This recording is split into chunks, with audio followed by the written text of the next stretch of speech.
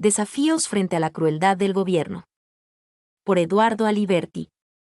Si algo está claro tras lo ocurrido en Senadores, más un clima social tan espeso como incierto, más cuál será la reacción de factores de poder internos y externos frente a un ejecutivo que no da pie con bola en su conducción política, es que lo único que se sumó son preguntas. Respuestas no hay por ninguna parte. Lo que sobran son especulaciones. Hay el poroteo de qué pasaría en la Cámara Baja, y cuándo, si se intenta acostar definitivamente el DNU. ¿La sociedad está perdiendo el sueño por eso? Ni por asomo. Podría perderlo cuando, en forma inminente, se le acumulen los tarifazos descomunales. Todo esto para no hablar de cuál será la reacción de un actor que no come vidrio. La Corte Suprema. ¿En serio los gobernadores le darán like a reformar el impuesto a las ganancias, para que alrededor de 1,5 millones de trabajadores vuelvan a pagar el gravamen? Gremios enormes se mantendrán quietos, al solo efecto de que Caputo el Toto pueda seguir dibujando equilibrio fiscal con el Fondo Monetario. Acaba de inventar el superávit de febrero. ¿Cuánto debería aguantar un ministro que solo ejerce de timbero? De paso, curioso libertarismo el de estos anarcocapitalistas que, a más de pedirle la escupidera a los emporios porque dispararon los precios hasta límites de crimen social, se meten contra los arreglos paritarios acordados libremente entre empresarios y sindicatos. Ajá. Amalia ya le había entrado el papelón de haberse aumentado el sueldo. Primero quiso fugar echándole la culpa a un decreto de hace años y cotejó contra el sarcasmo de Cristina, pero esa no le costó demasiado por el tema de la imagen kirchnerista. Lo inconcebible es que después echó por televisión al ignoto secretario de Trabajo, quien no tenía prácticamente nada que ver con el trámite de un presidente que no sabe lo que firma, en la más benévola de las conjeturas. Resultó que sus propios mastines, los mediáticos, no sabían dónde esconderse. Y, pegado, arribó la votación en la Cámara Alta con ingredientes de serruchada de piso, pase de facturas y el trolaje presidencial en situación inédita.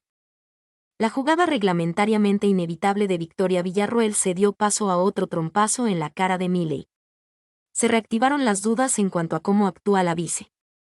El mundillo político interpreta que, en su muy estudiado video tras la volteada del DNU en el Senado, Villarroel ratificó su apoyo, exclusivamente, a la figura del jefe de Estado. Es un decir, por supuesto, siendo que Milei es el jefe de un Estado que quiere destruir porque, dicho en otro de sus arrebatos infantiloides, se trata de una organización criminal. Como señaló Ernesto Tiefenberg en su columna de este viernes, el razonamiento libertario visto desde los hermanos Milei que es más sencillo. Y lo revelan sus propios operadores periodísticos. Milei cree que lo de Villarroel es fuego amigo, y que todo lo que hace la vice es para despegarse de algún cabo suelto capaz de ser considerado causal de juicio político. Llegado el caso de que Milei vea amenazado su lugar, enjuiciado por el Congreso, o, agregamos en forma de pregunta, arrastrado por algunas explosiones sociales que su estabilidad psicológica no toleraría, Villarroel no quiere correr el más mínimo riesgo de acompañarlo en su suerte. Hacia detrás de esa eventualidad, se puede jugar con el dato de que entre la hermana y la vice hay una inquina profundísima.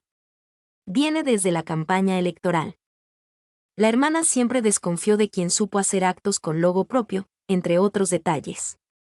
Y encima, la obsesiona que debajo o delante de las movidas de Villarroel esté la mano del vacacionero Mauricio, quien anunció que el hermano terminará pudriendo la oportunidad que abrió.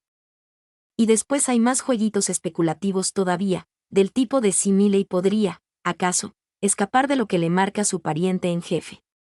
Todos estos componentes son muy atractivos, propios del chusmerío de lo que otrora se llamaban revistas del corazón.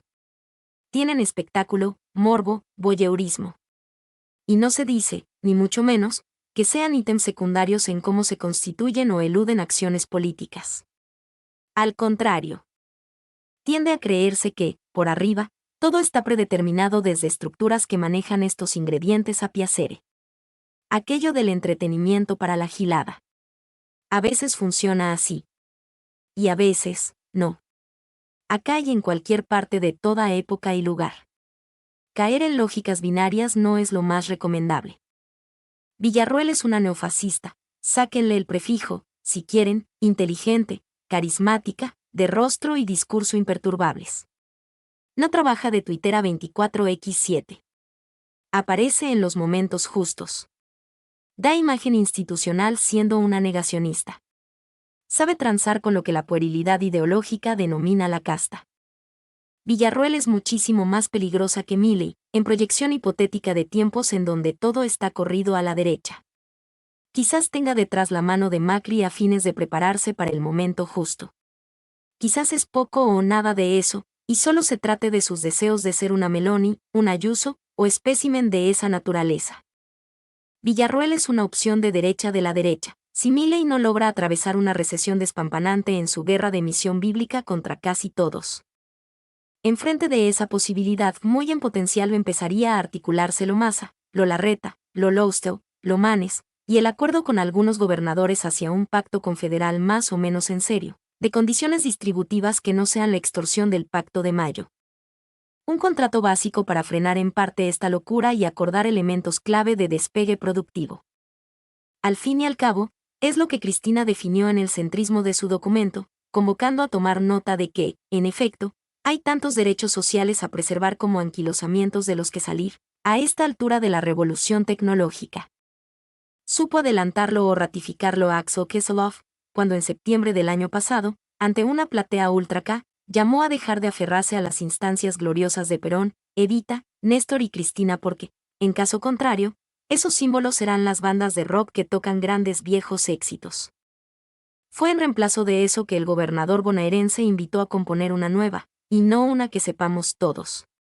Y lo único que falta es que Kicillof sea considerado de derecha, o un tibio socialdemócrata o soviético, eso sí, que estar por los versos alucinados de las nuevas estrellas del panelismo televisivo. Salir de esa zona de confort ideologista y de proclamas poéticas, que no es lo mismo que perder la ideología, es complicado e imprescindible. Es muy difícil desentrañar en qué derivará esta etapa argentina, para no ir más lejos, porque ya no hay partidos. Hay tribus. Y como si fuera poco, las tribus no tienen liderazgos. O los que tienen están devaluados. Tal vez se le haya abierto una posibilidad de consolidación a Kicillof, desafiado con rebelión fiscal por el tránsfuga Spert. Pero, reiterado e incrementado, el gobernador debe vérselas contra, justamente, un ahorque estremecedor. A eso nos referimos ya en otras columnas, cuando preguntábamos, frente a la probabilidad de aprietos políticos severos, vacío de poder, etc., quiénes serían hoy los Alfonsín y Duhalde que encabezarían la administración de la crisis. Habrá que ver si el experimento de Milei, gracias a algún apoyo financiero internacional más el de las corpos locales y extranjeras, sobrevivirá a este estadio donde el festeja que la gente no tenga un mango porque lo sacrificial dará resultados. Aunque acaba de afirmar que los jubilados, en dólares, tuvieron un 150% de aumento en sus haberes. ¿Tiene sentido seguir discutiendo sobre las cosas que dice este sujeto? Habrá que ver y cada quien actuar según sus posibilidades, necesidades, capacidades y deseos. No hablamos de intereses porque esa cuestión enorme está puesta en jaque hace rato, debido a la victoria cultural del individualismo sobre el espíritu colectivo.